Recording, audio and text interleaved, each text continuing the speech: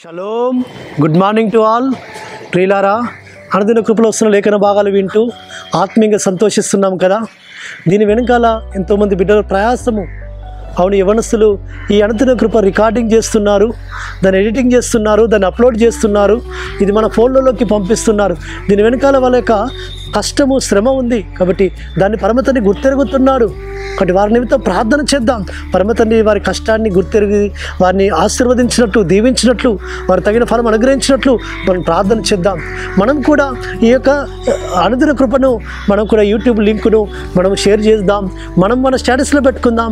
అనేకులకు దీన్ని మనము పంపిస్తాం, షేర్ చేద్దాం. తద్వారా మనము కూడా ఆశీర్వదింపబడదాం, మనం కూడా దీవింపబడదాం. దీ యొక్క ప్రయాసంలో మనవంతు కూడా ప్రయాసం మనం అందిస్తాం. తద్వారా పరమతండ్రి మనల్ని, మన కుటుంబాలను ఆశీర్వదించును గాక. లేఖన భాగం, అనుదిన కృపలో లేఖన భాగము మనం చూసుకుంటుంటే హోషేయ గ్రంథము 14వ అధ్యాయము 1వ వచనములో, నీ ఎలోహిమైన యెహోవా తట్టుకు తిరుగుము.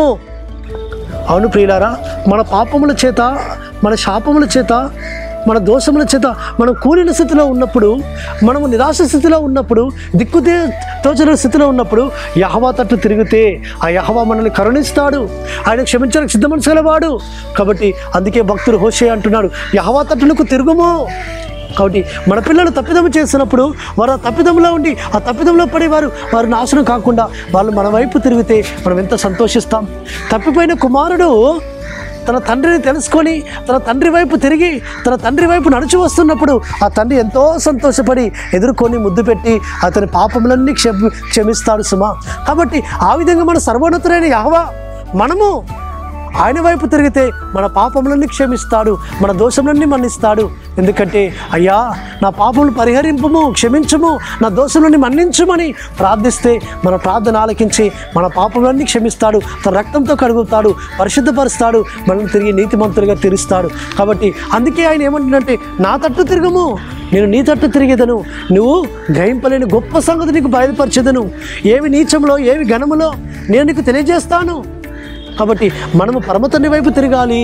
ఈ లోకంలో నుంచి పరమతండ్రి వైపు తిరిగితే, ఈ లోకంలో ఉన్న ఆ యొక్క సుఖభోగాల నుంచి ఆయన వైపు మనం తిరిగి ఆయన కొరకు నిందలైనా, అవమానాలైనా, కష్టాలైనా భరించడానికి మనం ఆయన కొరకు తిరిగితే, ఆయన వైపు తిరిగితే మనల్ని ఆయన గొప్ప స్థితిలో నిలబెడతాడు సుమా. కాబట్టి ఆయన సన్నిధానంలో మనం ప్రార్థన చేద్దాం. అయ్యా నువ్వు కోరుతున్నవి ఇదే కదా, విరిగి నలిగిన ఉదయముతో కూడిన నా స్తుతి ఆరాధన, నా జీవఫలం నీకు అర్పిస్తున్నానని అటు విధంగా ప్రార్థన చేద్దాం, ఆరాధన చేద్దాం. పరమతండ్రి తన కృపను విస్తరింపచేయను గాక. పరలోకమందున మా తండ్రి, సర్వోన్నత జీవాధిపతి, మీ తట్టు మేము తిరిగే వారముగా, తద్వారా మీ చేత క్షమింపబడే వారముగా, నీ ఆశీర్వాదాలను పొందుకునే వారికి సహాయం చేయమని ప్రార్థిస్తూ రాశ్వామి నామమున స్తుతించి ప్రార్థించి వేడుకుంటున్నాము తండ్రి, ఆమేన్. సర్వోన్నతుడు, సర్వాధికారైన కృపా కనికరము నిరంతరం తోడుగా ఉండి ఆయన మనల్ని బలపరిచి నడిపించును గాక. ఆమేన్.